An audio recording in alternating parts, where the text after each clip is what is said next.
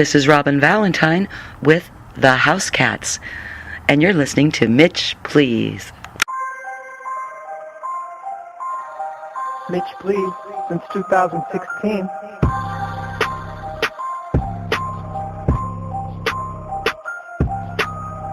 Flying with angels, dancing with devils, caught in between a saint and a rebel. Trying to live my best life, go into it like a WWF fight. And the fans are screaming, they got my back like I'm Willie beaming. So beam me up, Scotty, kicking down doors like I know karate. I got the fuego like Mojave, getting high is my hobby. Mitch, Please, since 2016. Podcast so ill it might catch a body. Can't no one harm me. It would take more than the army to stop Mitch Valentine from doing what he gotta do. He stays on his grind. R.I.P. Joe Rogan. Y'all better know that we coming. We ain't ever running. So turn up the sound and keep it 100. Keep it 100. Mitch Valentine, keep it 100. Keep it 100. Mitch, Please podcast, keep it 100. Mad skills. Yeah, hashtag make dreams happen. Pro Championship Entertainment. At Heartbreaker MV. At PCE since 2015. Yeah, follow your dreams, y'all.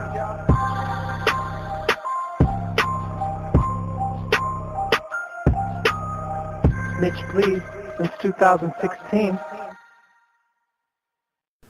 Well, it be what it be. And welcome to episode 33 of Mitch, Please. I am Mitch Valentine, and thank you very much for giving us a click. Appreciate you listening to this show. Appreciate you sharing the show. But I'm just going to get right into it today, guys. I've got Loki Miller coming up in just a moment, but I wanted to share a few things.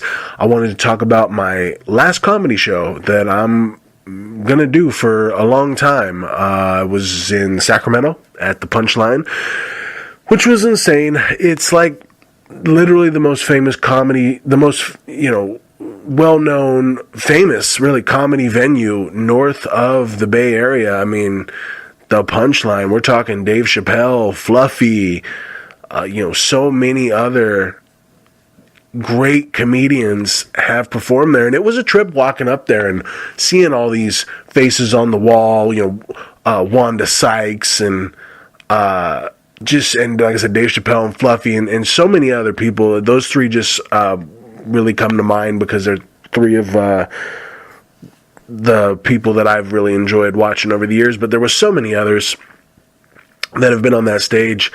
So for me to walk in there and just be like, wow, this is happening. I'm doing this, and I got to show love to Frank the Tank for booking me on the show. And I was just in awe, really. I really was. I was really just cherished every moment. And that's what I really would recommend anybody to do. If you're in the entertainment business or whatever you're doing, just really enjoy the moment. Because you never know, that could be it. It really could, and I feel like it's going to be it for me for a while, and I did really cherish every moment that I was there, being in the green room and just being on stage, and the crowd. I mean, there was 200-ish people there, biggest crowd I've ever performed in front of doing comedy, and had a good set, got a good reaction, was really happy with everything. I'll never forget that, because for 4 years I did what I could do on a microphone, trying to be a comedian and be funny, and booking all my own shows, and traveling to a few different places out there, Yuba City, Laughs Unlimited in Sacramento, the open mics in Chico, doing my shows in Paradise, my show in Oroville, my shows in Chico. I mean, I really got out there for 4 years and just didn't take it as serious as I took wrestling, but I still am very proud of everything I accomplished in stand-up comedy. So, like I said, if that was it for me, I'm okay with it. And I'm also okay with being done with wrestling, and I really feel like I need to talk about these things and broadcast it to my huge, ginormous audience here on youtube.com/The Mitch Valentine, or if you're listening on CastBox. It's just like, I feel like my life's just going in a different direction, and I spent 13 years doing shows and pursuing entertainment, and to do that in Butte County, it's just frustrating. It really is. And it was fun, but it was frustrating. So the way I look at it is, if I'm going to pursue professional wrestling or even stand-up comedy, really, if I'm really going to take those things serious, it's not going to be here in Butte County. It's not. So I'm closing the book. I'm closing the door on performing out here and doing shows, and I'm very grateful and thankful for what I was able to accomplish in this area, and to say that I did go out there and I lived my dream and I performed and I entertained, and it was a great time. And before we move on, and like I said, get to Loki Miller, who's coming up, and I'm really excited to share his story. He's got a great story. I do want to go ahead and reflect for the final time on how it all ended for me in Pro Championship Wrestling and NorCal Wrestling in general. I just want to, like I said, take a few minutes here and reflect on my last match, and why I was my last match, and why I have not been back in the ring in over a year. And I don't think I've ever really gone into detail in a public forum and shared this story, so I think now's the time. So we're going to go ahead and do that, guys. I want to go back in time here. Over a year ago, I had actually been doing ring announcing for PCW, going full circle and doing ring announcing. And I was kind of burnt out on it. I had done it for, a year or whatever, and I hadn't been in the ring in a while, right? Cause my last singles match, when I was the champion, was in 2015.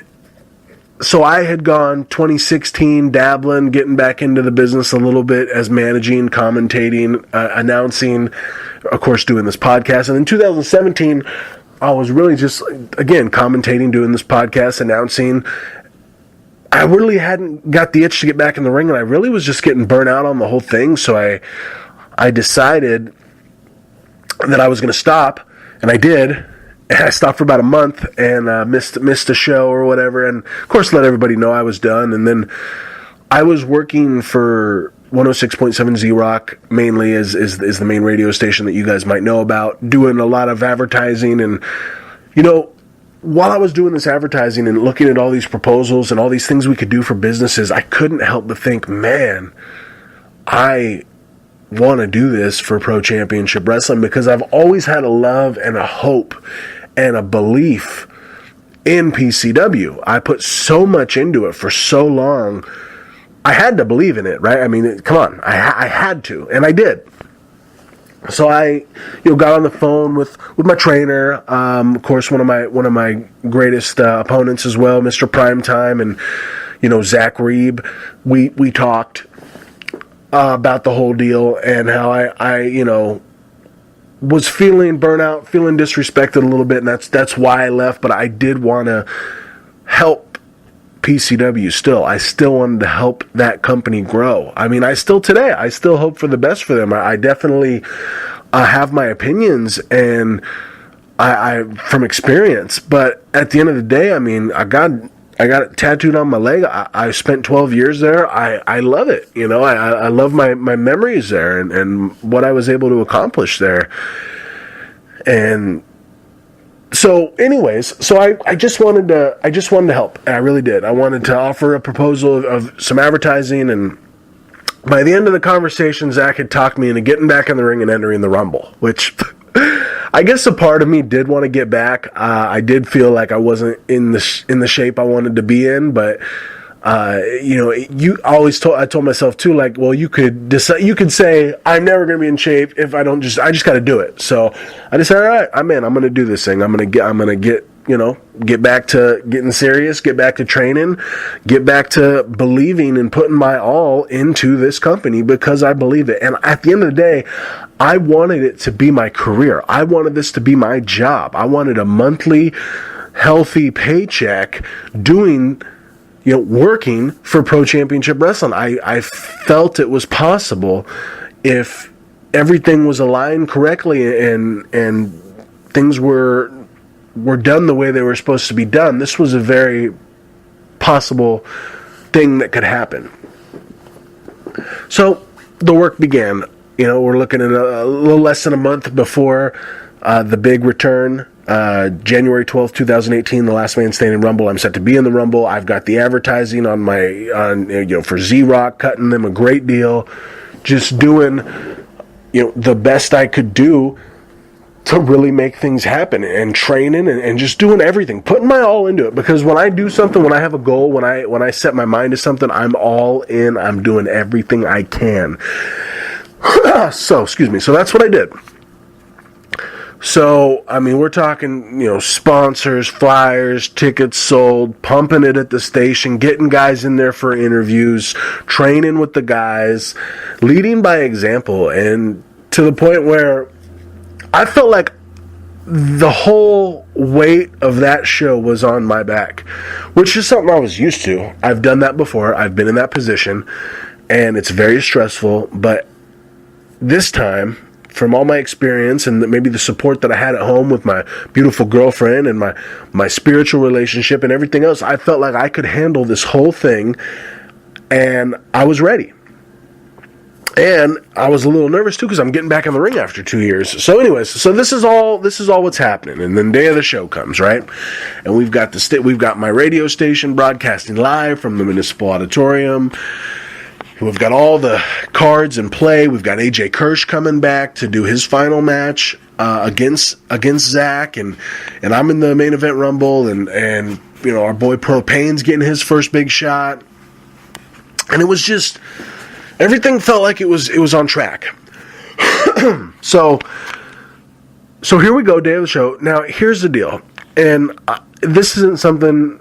So what I'm about to say is something that I would say, and I have said to this guy's face. But here's the facts. James Haight, and I don't even like to give him this publicity, but at the end of the day, like he did start PCW in 1999. He was the first champion. I respect all of that. But at the end of the day, I feel like James Haight comes in and out as he pleases, and kind of puts kind of messes things up, really, is the way I've seen it happen over the years. We'll put this whole storyline behind him or something, and he won't show up, and this and that. So whatever. He shows up like 2 hours late, and he's a part of the whole big, huge story. And anyways, he goes out there, talks on the mic for like 45 minutes, like whatever. Like I'm already getting frustrated backstage at this point. I'm excited to return to the ring. I'm never happy with the crowd, but it was a good crowd. I'm suited up. I'm ready to get back in the ring. I'm waiting for the main event, and this show is just dragging on forever. Like I said, James Haight's in there on the microphone for what seemed like an hour, and that just stands out the most to me as far as like I was getting frustrated backstage just because I had so much on this show, and so many new fans were there too, and I'm like, God, this is not what these people want to see, is this guy talk on the mic and do all this stuff that nobody cares about. But anyways, like I say, I gotta let this stuff out, guys. I've been holding this in for over a year. I'm letting it out, and I really don't give a shit what anybody has to say, because I'm gonna lay down exactly what happened for everybody to hear and judge for themselves. So here we go. Entrant number 1 in the Rumble, finally, and the show's 3 hours at this point, and we're on like the third hour, and now we're going out for the main event, and I'm just like, oh my gosh, of course 100 people or so have left, and which bothers me because all this work to have this crowd to return to the ring, to have some of this crowd leave because so much bull crap has happened and they're just tired and whatever else. So anyways, whatever. I come out, like I said, Rick Luxury comes out number 1, I come out number 2, and me and Rick go out there, improv for a couple minutes, have a great little time in the ring. I always have a great time with Rick in the ring. He's probably my greatest rival, in wrestling. The storylines that we were a part of and the matches that we had, it's hard to argue that, but anyways, so I'm just rolling around in there with Rick, rolling around with some work farm students and whoever else came in, and then, here you go, entrant number 7, I believe, unlucky number 7 for me that night, Levi Shapiro, who, at that point, I had what I thought was a good relationship with the guy. I mean, he's been on this podcast before. I mean, we've wrestled, we've had a good match, we've never had an issue as far as I knew, but as soon as he got in the ring, I'm down on the mat selling, and he comes in angry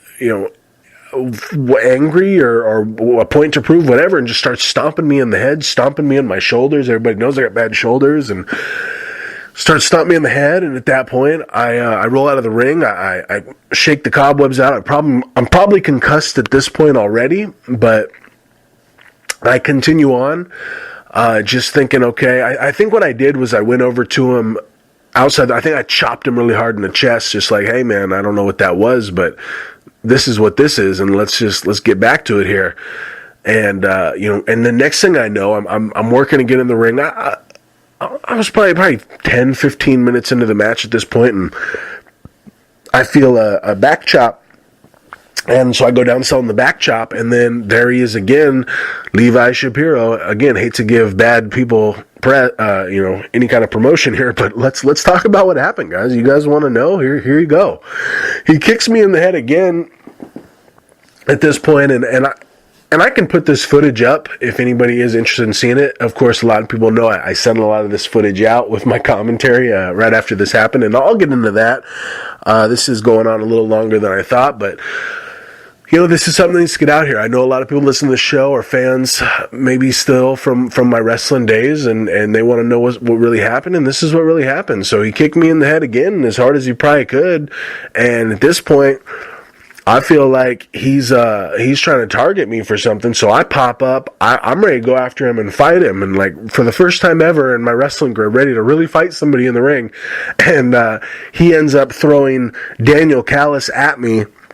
And I remember picking up Daniel Callis, hitting him with a Mitch, please, and then just calming down and looking at Levi in the corner with Rick tangled up, and I'm just like, nah, why be an unprofessional? I'll deal with this later. And plus the fact that I was concussed, probably maybe forgetting what really happened throughout that match with Levi Shapiro. Again, the most unprofessional person I've ever been in the ring with in 13 years, without question. Complete unprofessional. Again, I've heard stories where he was saying stuff backstage before he went out there that he was going to go after me. And here's the deal, like Levi Shapiro is a guy, I mean, he's 5'10", 185 pounds out of shape. Like, I mean, let's be real, I would kill the guy, and I felt that I would kill him, honestly, if I would be in the same room with him again after that. And, of course, what are you going to do? What are you going to do? Are you going to physically destroy somebody and potentially go to jail? Or are you going to do something else and maybe get the law involved? I mean, and that's what I did. That's what I honestly did. Is I thought about my grandma. I thought about the fact that me, physically destroying somebody and going to jail, how she would feel about that, and the right thing to do is to, is to handle it in the most professional way you could. And I just didn't know what that was. So, I do feel a little bit bad because I've never called the cops on anybody in my life, and to do that, to just again, and I did a lot of things that week that I'm not really super proud of, but the fact is I was severely concussed, severely angry because nobody really, I felt like, really gave a shit, and really, like, I don't know, no one really that was in my inner circle, like my trainers and stuff like that. And besides like a guy like Super Pat, which always much love to those guys. They've always been real and been human beings about things and checked on me if I was in, some kind of, state of, whatever. But to be honest with you, to have the guys like Zach and Rick, who we were like a tripod for a long time. Rick was the respect, Zach was the founder, and I was the workhorse, to be real with you. I put in so much work for that company, and just the fact that I felt like nobody really had my back with this whole ordeal, and my only alternative was to just literally beat the shit out of somebody and maybe go to jail. I don't know. It was a very tough time. And have a concussion on top of all that, and miss a month of work, and then lose my job at Z-Rock because, basically all my momentum was stopped. And I don't completely blame that on this one night, but I kind of do. I feel like this whole event of my last show and my last match really took the focus off of a lot of things that maybe where my life was going. And I never, really regret things, because I know that the things happen the way that they happen, and we've gotta follow that bouncing ball to wherever that bouncing ball is going, and I don't know where it's going right now, but I know that whole ordeal that happened over a year ago with my last match and my last wrestling event that I'll be a part of out here in Northern California was very interesting. It was very frustrating. It was very disappointing at the same time, but then it was also gratifying to just look back at everything that I did do. And here's the fact. If I would have stayed doing it and kept my focus on this wrestling company, which at the end of the day really wasn't doing for me what I was doing for it, it's like being in a relationship where you love someone more than that person loves you, and that person was PCW, and that PCW just wasn't loving me back the way that I was loving it. It wasn't putting in the work the way that I was putting in the work. At the end of the day, PCW's been around for almost 20 years, and that's an accomplishment. But what's it doing in 20 years? What do you have to show for yourself, And all I wanted to do was have something for us to show for ourselves, for all this work and all this sacrifice that guys like Zach and Rick have put in over the years, and myself as well. We've put in a lot, and I feel like it should be ran like a business, and money should be made, and things should be handled professionally, and they just weren't. And like I said,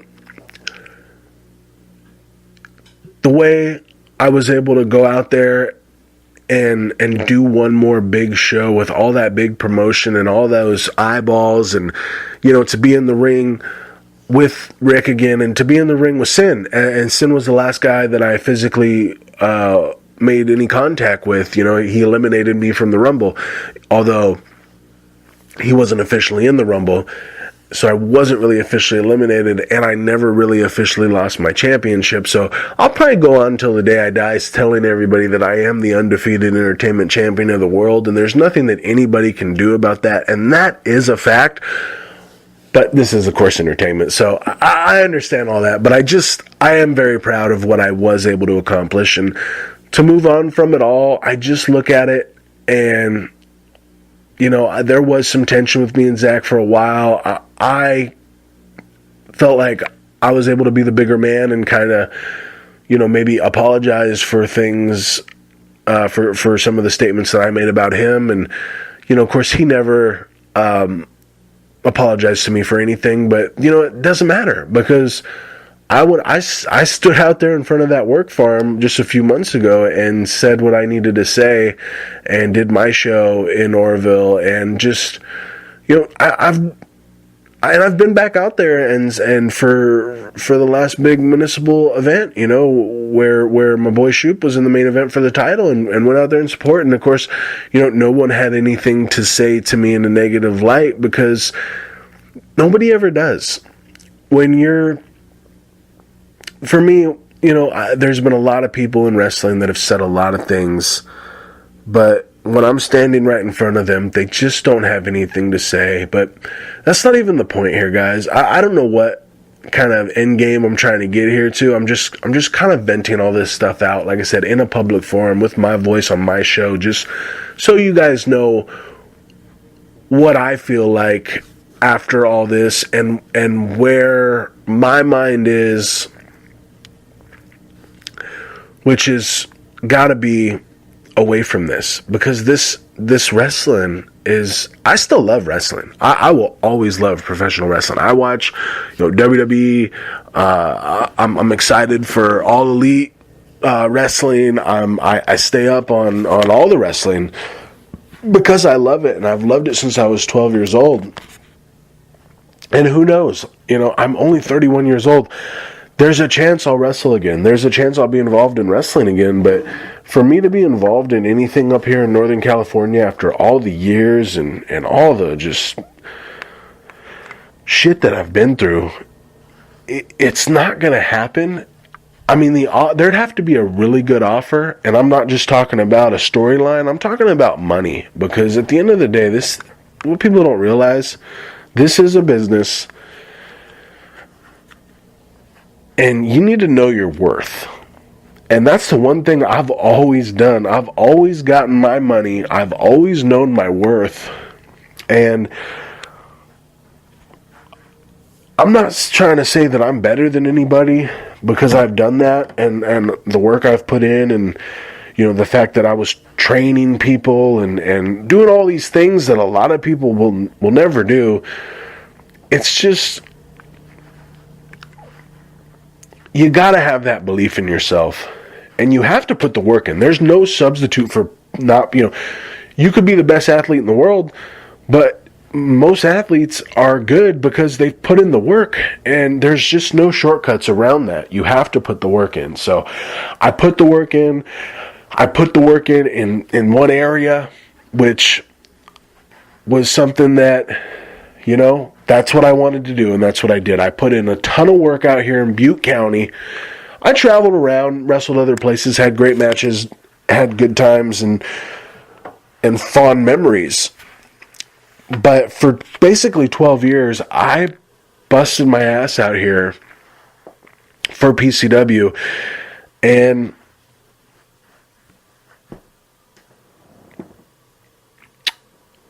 it just I don't know how to finish this up, guys. It just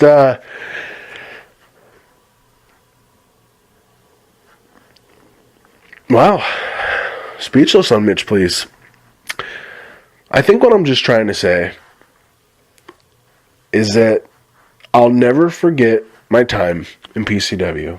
I'll cherish my memories, but I'll also never forget the negative things that happened.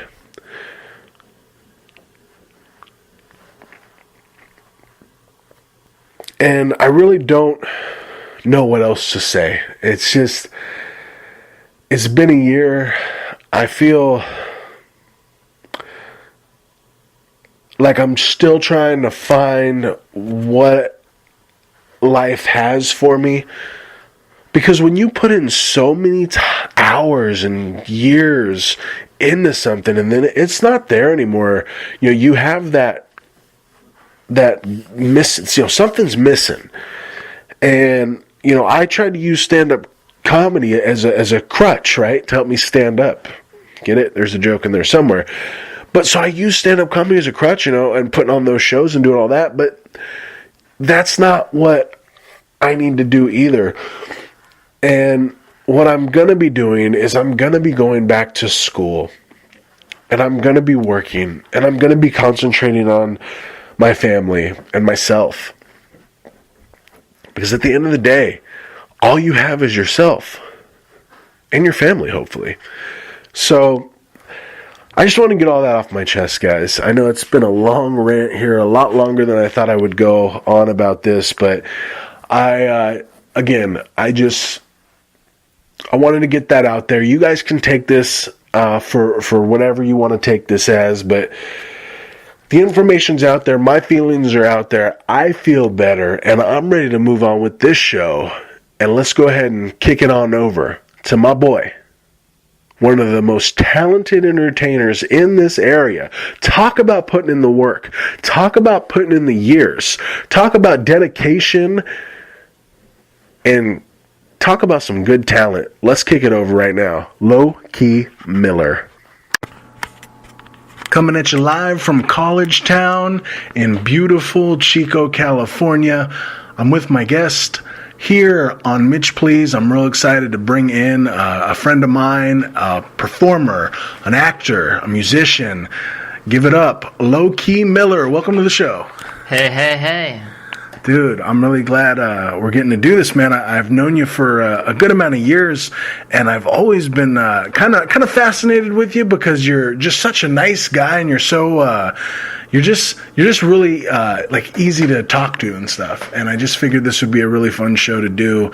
So I want to talk about you, man. And I say man a lot. I gotta stop doing that, but I'm working on it. But do your thing.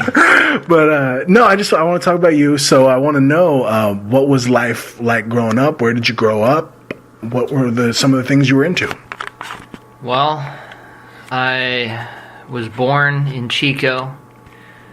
Family moved to Arizona right after I was born in 90, and then lived there for about 5 years. Parents divorced. Came back 95, 6, and been here since then. Live with my dad mostly. My mom's, lived here, moved back here also, and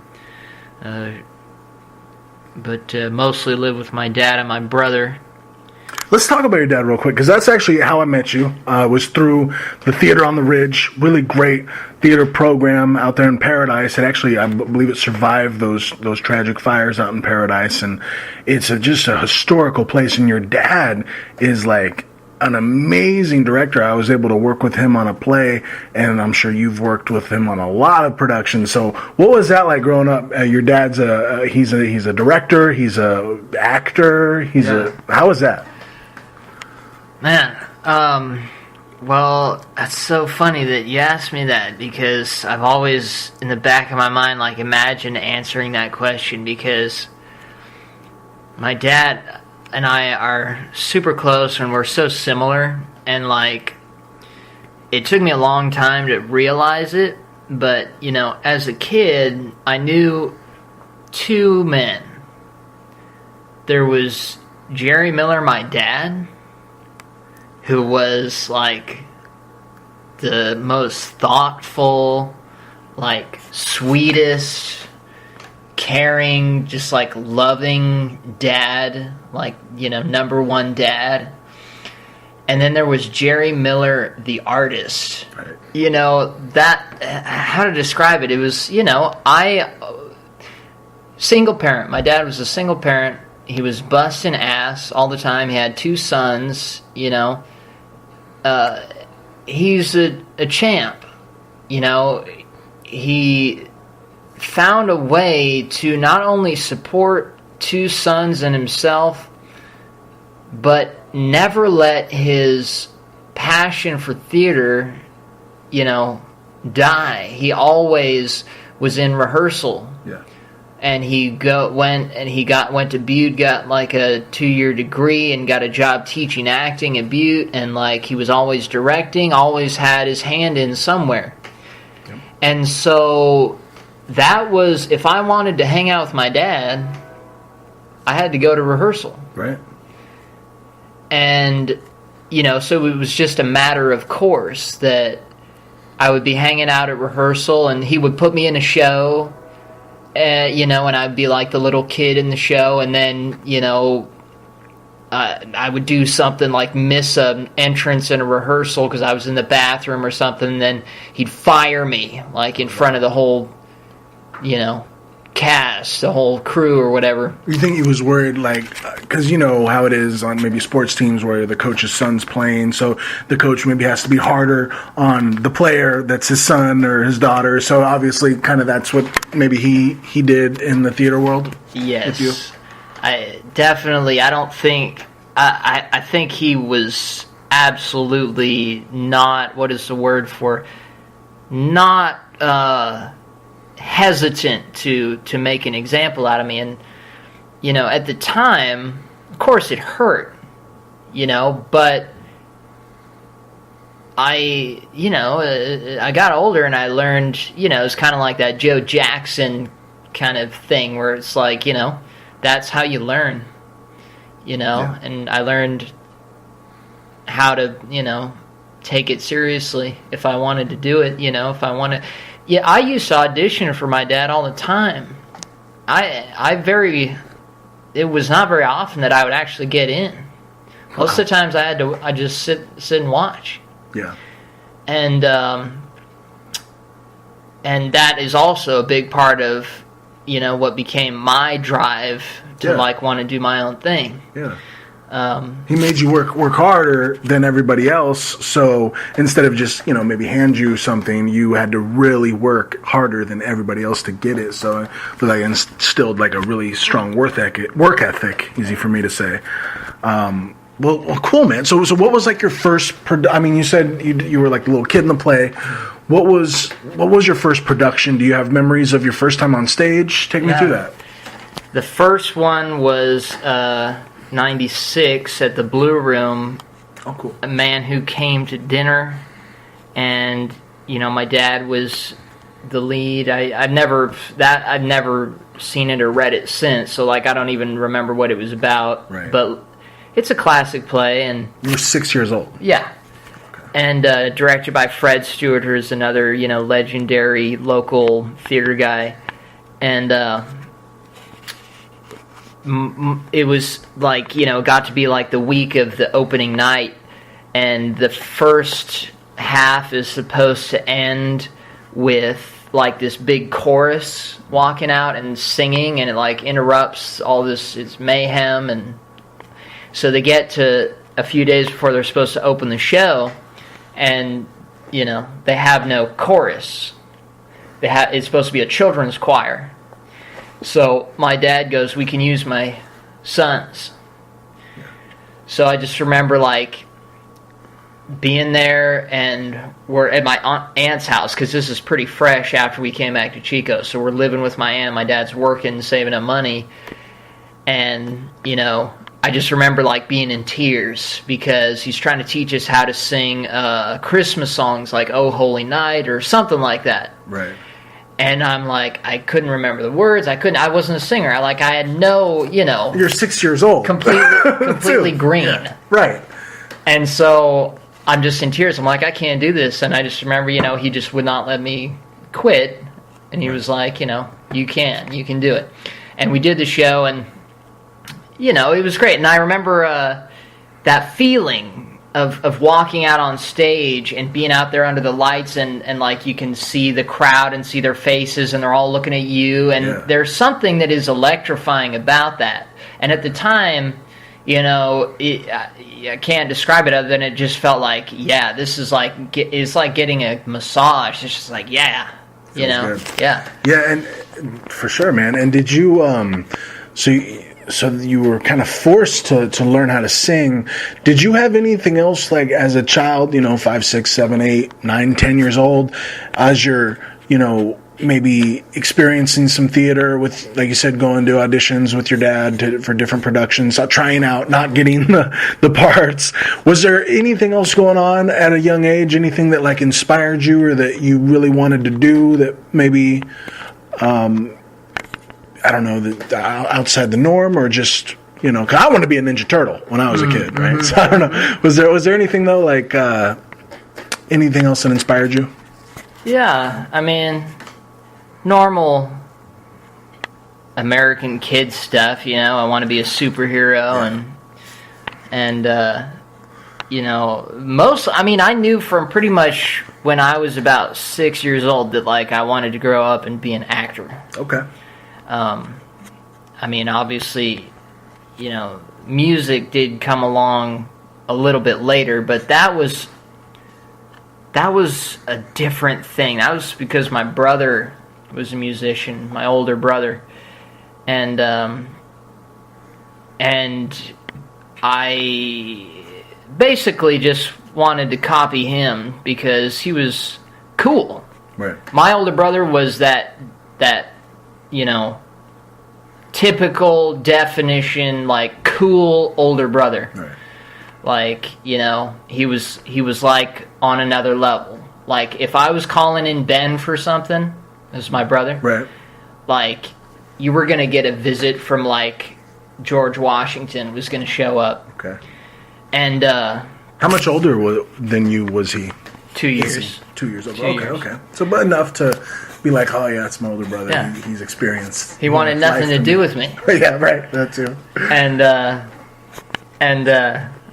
So getting it. So I was all about theater, and so my mom is a singer and a musician, so she was always trying to push the music on us. My brother took to it. He was the one who was like using pencils to drum on things, and just was like sitting in his bedroom drumming on garbage cans and all that kind of stuff. And I had a guitar, but I never played it. They gave me lessons. I never practiced. I just wasn't interested. Then, it's a funny story because he had a band in junior high, and they were called Brain in a Cage. Okay. They actually, for a minute, were a popular local band. They went pretty far. They won, like, the Vans Warped Tour, Okay. contest thing. I forget. But I just remember being like 10, 11 years old and over at Pizza Face downtown, which is now like the Banshee. Mm-hmm. Back then it was Pizza Face. And they were playing, and I'd never seen him play. I don't know if I'd even ever been to a live music show. And I just remember walking in and looking around, and there was just like teenage girls everywhere. And like there was a loft in there, and like they were up in the loft. They were just, it was swarming. Mm. And they were just like obsessing over the band. Nice. And I'm sitting there over against the wall, and that's my brother up on stage, and I'm just like, again, I'll never forget that feeling of just like, what is happening? What is happening right now? And that night, I went home and I dug my guitar out of the closet, it had like an inch of dust on it. Yeah. And I just picked it up, and I remembered like 2 chords that I had learned somewhere along the line, and I just never put it down after that. How old were you?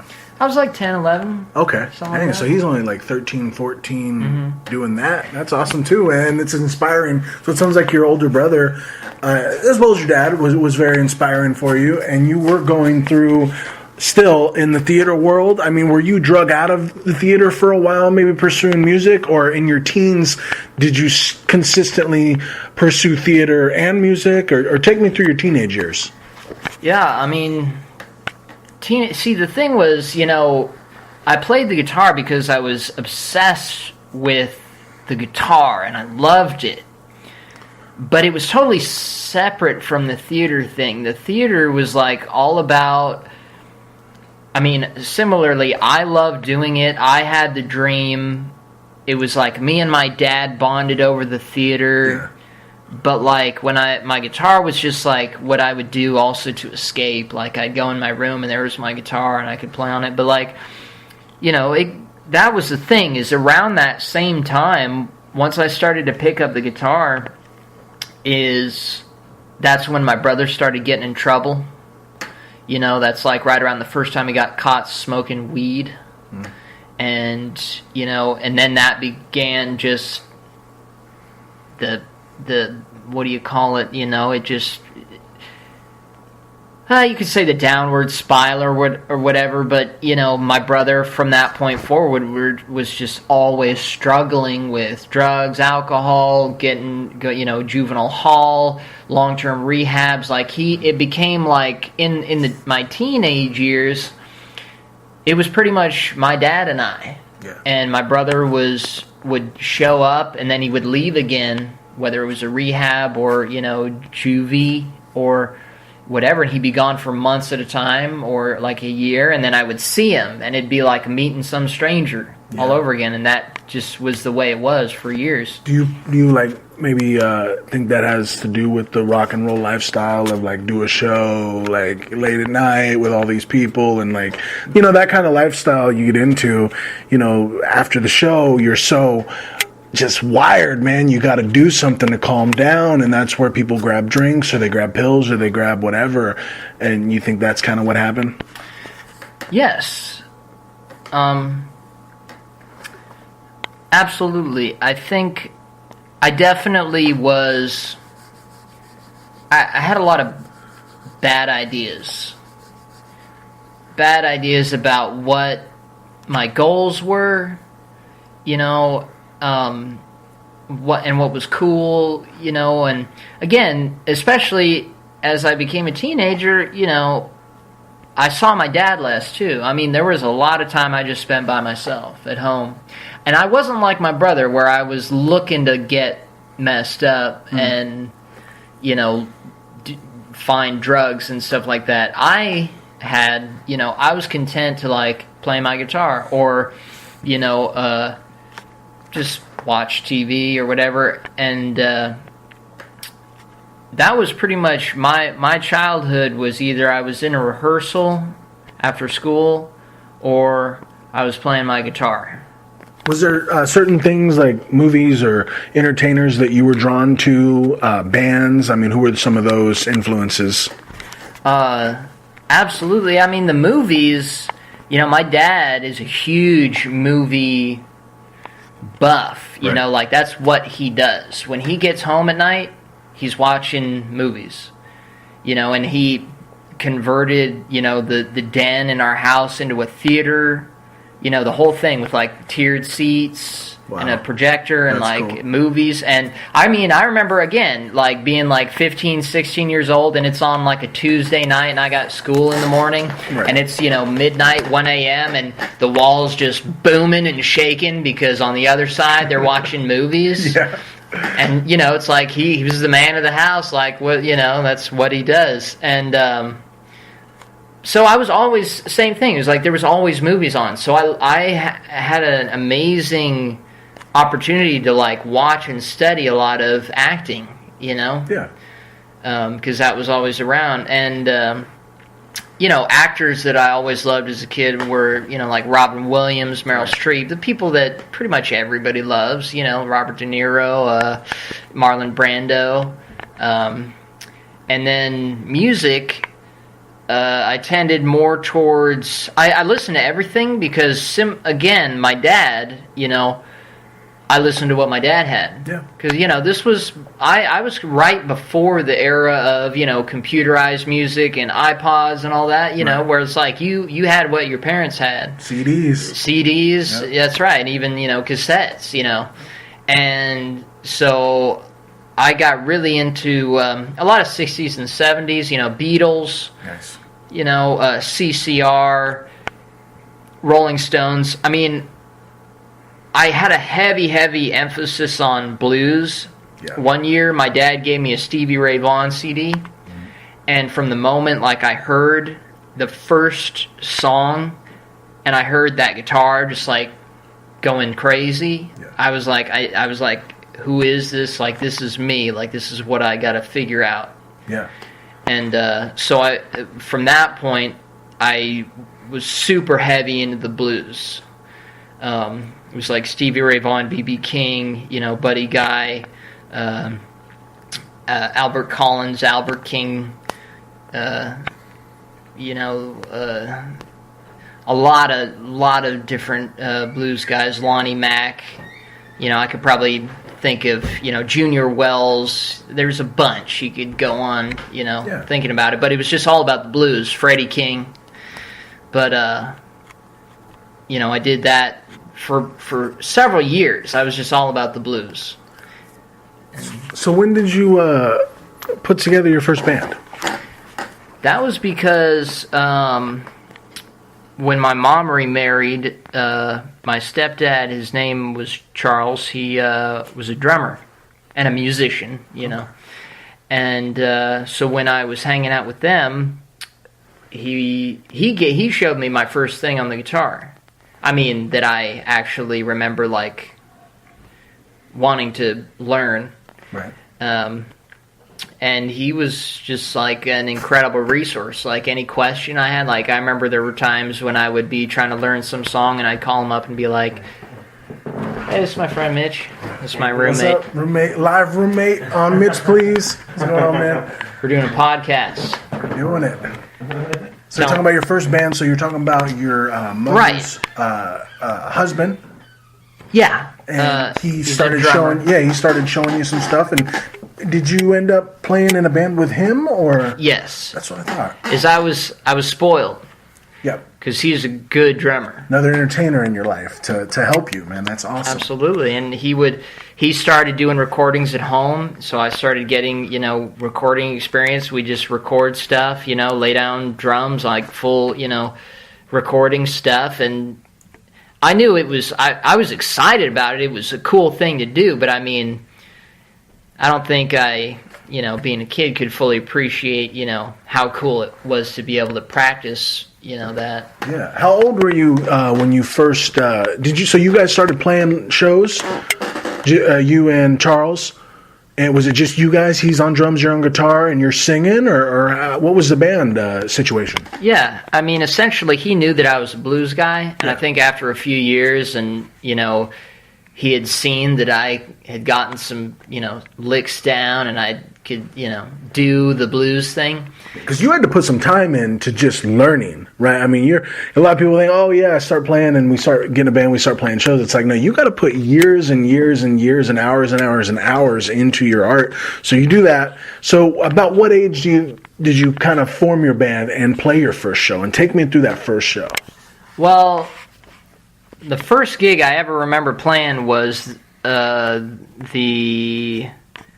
forget what city. It might have been Oroville. It was like Oroville, or I think it was Yuba City Farmers Market, or something like that. I was like 12. Oh, wow. And I had a friend, and we got hired to play at the farmers market or something like that. Maybe that was later. Maybe that was like when I was like 14. But Charles and I, that was the band thing. And Charles, I want to say our first time playing, first gig, I want to say was like in high school. There was a like an auction, like a school related auction, and somebody bought a gig with my band, and so we played somebody's like backyard party, and that was that. And how did it all start is, again, he had all these connections. He knew all the players in town, and so like people would be coming over to the house all the time, like really good players. Not even just to meet me or anything, just to work with him and do recordings, or just shoot the breeze or whatever. Yeah. And but he would drum and I would play guitar, and then we found a bass player. But yeah, and that was the band. It was he and I, and then basically whoever we could get on bass. What was the name of your band? First band? Loki Miller and the whatever it was like the True Blues, and right. It was like, whatever, flavor of the day. The name used to change, but it was Loki Miller. Yeah, I mean, you got to constantly evolve no matter what you're doing. You got to adapt to whatever situation you're in. And so it sounds like you're doing that, man. It sounds like you've been at this for a long time. I didn't know how long you had been performing, but it's pretty much your whole life, acting and music also at a young age. So I guess my next question would be, when did you feel that whether it was in theater or in music, because it's like two separate things, so it's kind of hard to do this, but it's like, because to be honest with you, a lot of people that I interview on the show, they have one thing that they've really pursued and they've really chased after, and that dominates everything. But for you, it sounds like you're balancing both of these your whole life. So I guess my question would be, when was the first theater show or maybe it was a music show where you felt like, hey man, I think I'm really doing this thing, and I'm gonna make it, I like this is, whether it was a big crowd, your face is on the poster, you're on the radio, on the news, like what moment was it where you felt like, okay, I'm really doing something here? Well, that's a great question, and that really raises the question of what does it mean to be fulfilled? Yeah. Because there were a ton of moments, I mean, even as far back as when I was like 8 years old, like doing a play and like having my family tell me like, oh, you found your calling. Mm-hmm. Or having strangers come up after a play and being, giving me the positive words of like, you're doing great, keep it up, all that kind of stuff. But and as I got older, those kind of opportunities and the risks and the types of things I was trying to do got harder and harder, and there were payoffs, and so there have been payoffs all along the way. Those kind of payoffs of, people showed up to the show, yeah, or like it was a success. All those kinds of things, the success moments.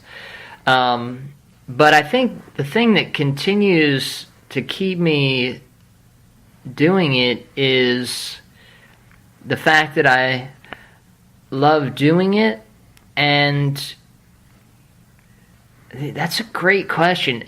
Because just recently in the last year, I've learned so much about this question of like, why do I do this? Mm-hmm. Performance. I mean, there's so many head trips involved in being a performer.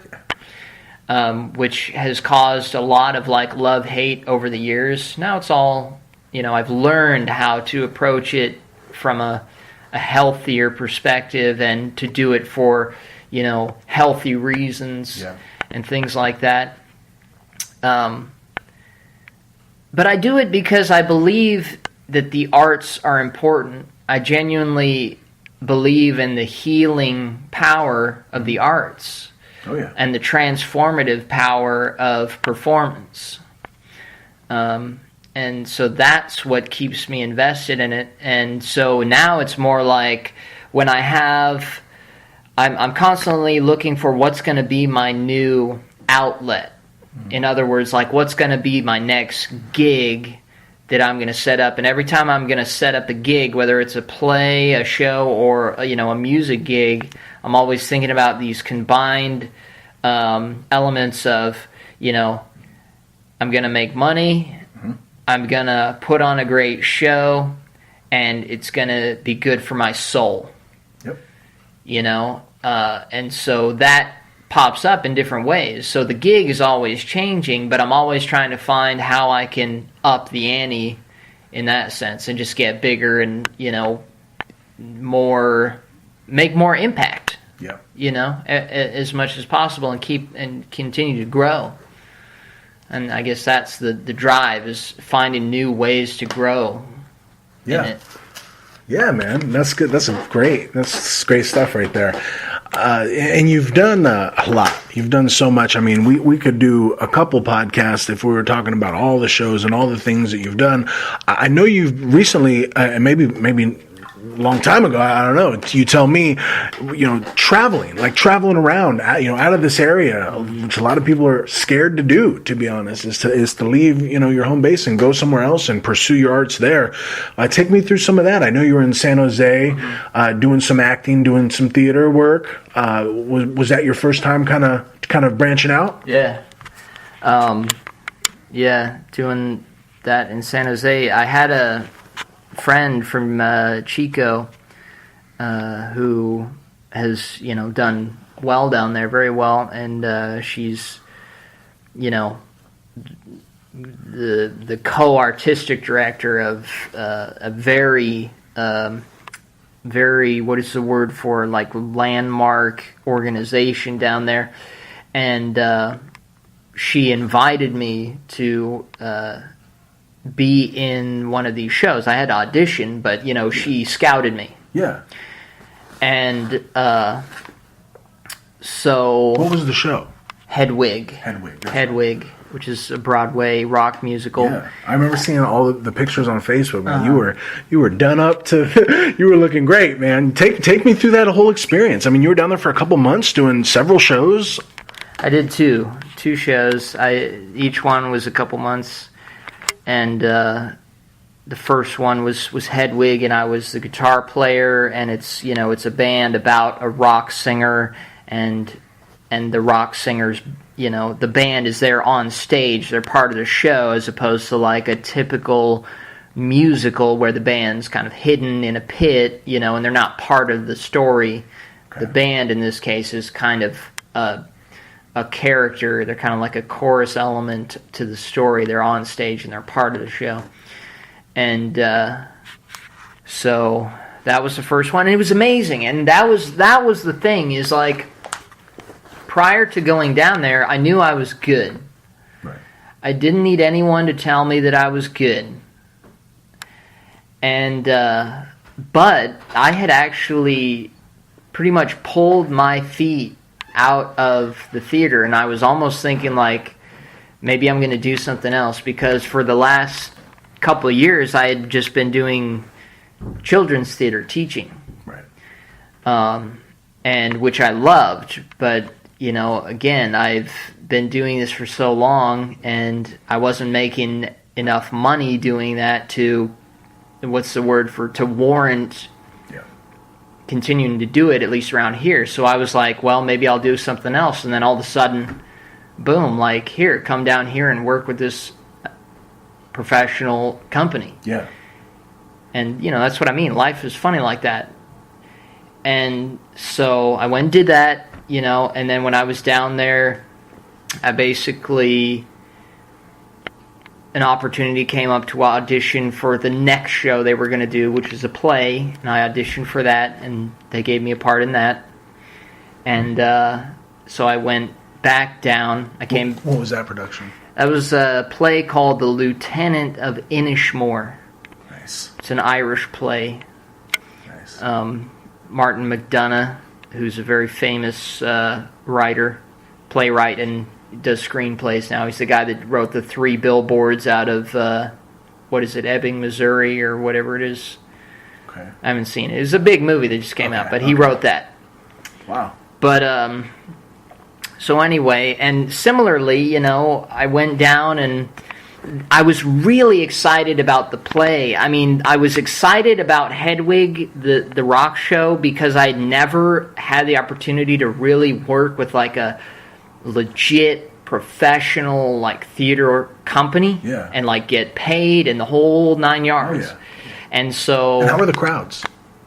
The crowds are great. I mean, the theater was like a 200 seater. Nice. It's a really, nice, intimate, 3/4 thrust, if anybody knows what that means, which basically the audience is on 3 sides. Yeah.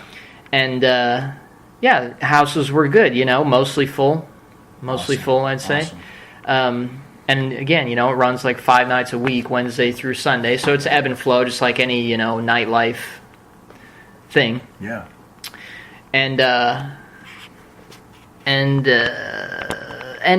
So I was excited about the first show just because I had no idea what the experience was going to be like. Right. But the thing that I was really excited about the play was the opportunity to actually act. Yeah. Not a musical. You're not worried about singing and playing your guitar. I mean, this is all serious. Mm-hmm. Sounds like a serious production. What was the story of the play? The story essentially is a play about a father who is taking care of his psychotic son's cat. Okay. And at the beginning of the play, the son is gone away on a paramilitary mission because he's an IRA fanatic. Okay. Or INLA, if you know the difference. But, that's part of the play, is that, the civil war and violence in Ireland is very complex. Yeah. But he basically, the cat dies. And so the father is afraid the son's going to come back in a rage and murder him. Right. Wow. And he has dragged this neighborhood kid into it because the kid is the one who found the cat. And so the play becomes, they got to tell the son, but then they're afraid the son's going to come back and kill them both. It's a dark comedy. Yeah. And there's other characters involved, and of course there's a lot of twists and turns, and you find out the cat was, I don't want to give it all away for people, but it's a small, intimate. There's about 7 or 8 actors. Cool. But it's a play. It's all just spoken word, no music, no songs or anything like that. And that was, for me to have an opportunity, because again, acting was my first love years before I picked up a guitar. It was acting. Like when I was a kid, I read all the books. Like I was like, to have that opportunity to act with actors, with other like really serious actors, professional, whatever you want to call it, but it was amazing. Yeah, theater is amazing. I mean, the magic of theater is just something that if you haven't experienced, you need to experience. It's live. It's one take. It's just you're telling stories, and you're doing it, and I love it. I haven't done a lot of it because it's so time consuming and it's so challenging. I feel. The world I come from is a little different. But no, so what about like movies? Like, did you ever have any like aspirations to do movies, or were you just all about the theater? No, I had aspirations to do all, acting things, film, what have you. And there've been many times in my life where I thought I was gonna go to New York or Los Angeles and do things like that. Even recently, in fact, I'm applying to audition for a theater school in New York in the spring. But awesome. That's good to hear, man. Yeah, well, that's my personality. I always have multiple irons in the fire. Yeah. Because I never know what's going to pan out. And that's the nature of the business. As wrestling and it's event promotion. So it's like you got to go with you got to be ready in case this doesn't pan out or this project doesn't get enough gas or what have you. So anyway, well, I always tell people, man, whether it's wrestling or music or stand-up comedy or acting, you just gotta go after it. You can't be comfortable and be in your comfort zone, and you just have to go for it. And that's what you're doing. You're traveling around. You like you said, you're looking into other things. I heard you're planning on maybe going to Nashville. You're doing all these things. What in music? Switching over to music, we were talking about traveling. What kind of traveling have you done for your music career so far? A few gigs in San Francisco. Nice. How was that? Because that's San Francisco is a whole nother world, man. It all depends on the gig. I've had some okay gigs there and some really weird ones. Mostly, the gigs I did in San Francisco were with Danny Cohen. I don't know if you know Danny Cohen. People in Chico know Danny. He was on a record label called Anti, which is the same label that Tom Waits, for anybody who knows Tom Waits. Tom Waits is a famous guy. Okay. But he's an offbeat, weird, brilliant songwriter, Tom Waits. And so Danny Cohen is of that same style. Okay. Weird but brilliant, and so he had found himself in Chico again through my stepdad Charles. I ended up playing with Danny, because Danny was coming over to the house, and he was like, "Oh, you could play with us if you want," kind of thing. Yeah, I got a lot of experience as a kid just from that, like people that would come over and Charles would play him something we'd done, and they'd be like, "Oh, he can play with us if he wants," or whatever. And so I've done some gigs there. Those were cool. I mean, I got to play with Ralph Carney, who was again like a well-known horn player. Okay. So different things make different gigs interesting. It depends. Like sometimes there's no crowd, but the music is really good. Sometimes there's a great crowd and the music sucks. Like it all depends. But it's hit and miss. Yeah, I mean, it's all about networking too, and just meeting all these people, and just because you never know who's going to see you perform live, no matter where you are. Mm-hmm. And I do want to talk here as we kind of wind down. I want to talk about some of your favorite performances.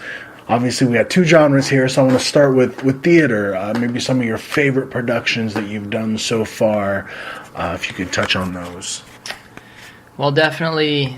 The shows that I did in San Jose were very special because, again, that's the thing. Whenever there's a big show, something that's just like a wow show, for whatever reason, that's when I get the most perspective. You know what I mean? Mm-hmm. Or learn something, or some kind of changing experience where you come out of it different than when you went in. Right.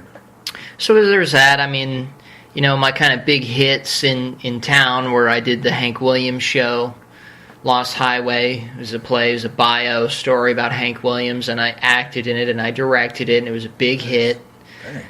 And so, I mean, that's awesome. That's awesome, man. I wish I could have seen that. It's all good. I really loved you.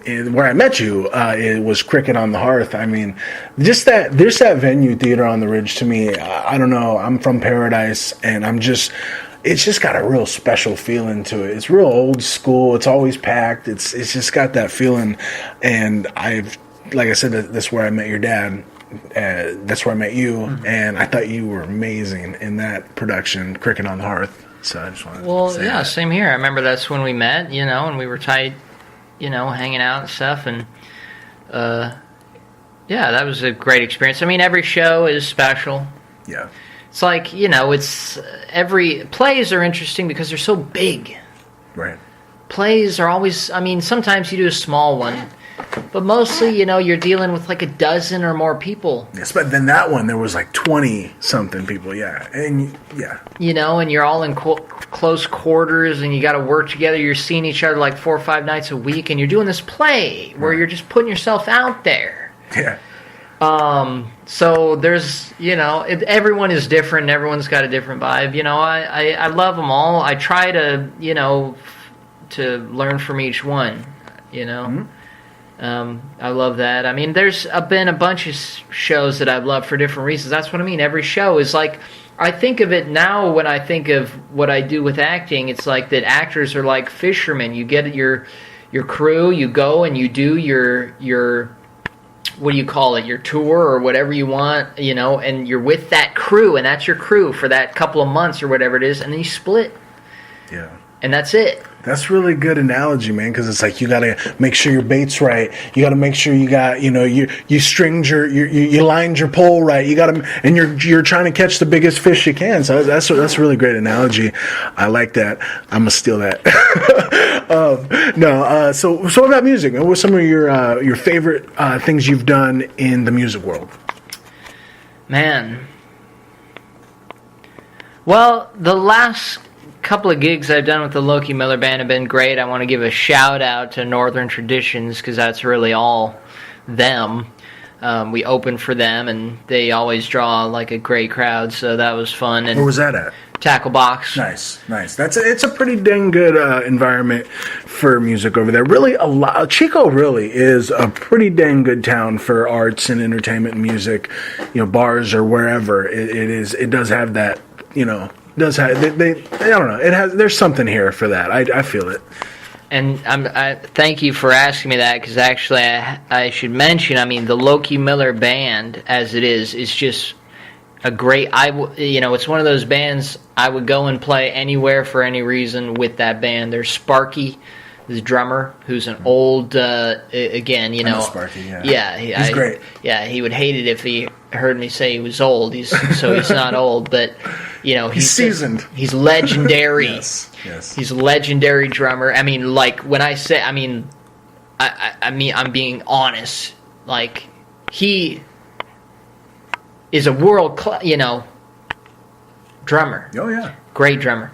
And same with, like right now, same as it's always been. The bass players have been kind of a revolving door, but right now we've been on this streak with another Chico legend, Chris Henderson, who's played with a bunch, Swamp Zen and Electric Circus and a bunch of popular Chico bands. But he's been playing with us last few months, and we're just on fire. Like, we just have this chemistry. Like, that's what I mean. Like, I look forward to playing any gig with those two guys because I know we're just going to destroy. Yeah. You know what I mean? And that's what it's all about. That's been my biggest struggle with the music, is just I'm just me. And finding, guys that you really trust on a musical level and who are also, like, reliable enough and committed enough to, like, get in there and, like, show up and make it happen. Yeah. That's the stuff that people don't tell you about that goes into the magic of a band. Is not just the music. It's, like, finding guys who will be your brothers in your team, at least, and who will at least just, like, show up and, like, take it serious and make it happen. Absolutely. It's magic, and it's rare. Rare, what is the word for more? Rare probably than it seems when you're just, but that's, Loki Miller Band as it is always fun. Yeah. So it's a team effort, man, and that's awesome that you recognize that and you give credit to those people that are so good to you and your brand.